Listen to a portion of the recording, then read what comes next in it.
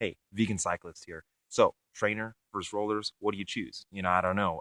It depends on what you're trying to get out of the stationary. So definitely each one of them have pros and cons. If you can afford it, get both. Okay, because if you're looking to do more power workouts, more intensity, like if you live in the snow and there's just sometimes where you're not going to be able to get out, you're going to need a stationary trainer. You're going to need like an actual trainer that's hooked up so you can generate some more resistance and actually get power workouts, getting into zone 3, 4, 5, that sort of thing. If you live in more of a climate, temperate, climate, then you can afford to just go rollers because, if you need power, you just get out on the road. So here are the pros and cons. Here's my breakdown. Pros for rollers. They're very easy to set up. You can take them anywhere.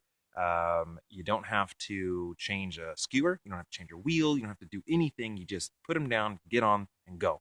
Another pro would be that really helps with your cadence, right? So you've got high cadence workouts. I mean, you can start spinning really, really high, and you have to keep your pedal stroke super smooth. And so definitely help me keep my pedal stroke smooth at higher RPMs, like 120, 130 RPMs. I'm really able to feel like they're an efficient pedal stroke. A big pro that most people go towards rollers is the feeling of the road. So it gives you a side to side motion, and it definitely kind of gives this oscillating feel in your hips. Feels more traditionally like you're out on the road. Um, but that leads into a con of where I thought it was going to be much easier mentally to spin an hour on the rollers because it felt more like the road. And it's not. It's way worse than the trainer because with the trainer, you can send emails, you can get on your phone, you can watch TV and not have to worry about where you're going. With the rollers, you're pretty much constantly staring at your front wheel, making sure that you don't fall off. I mean, I've been riding them for 2 years now, and even though I feel comfortable, sometimes I'll be watching TV and I just kind of get distracted, and then I'm hitting the side. So definitely, con is that it takes a lot of mental strength to sit on the rollers for an hour.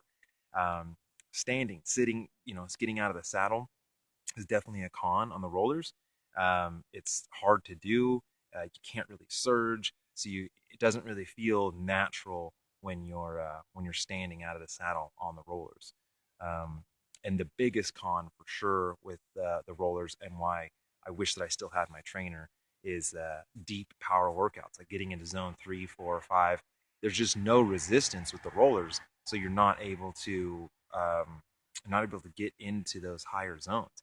My max watts on the rollers is like 250, to 280 watts, and that's like at 130 RPMs.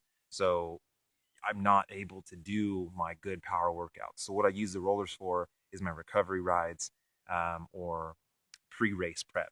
Just set them up before a race and spin out my legs for 30 minutes because I'm not really trying to go that hard during those times.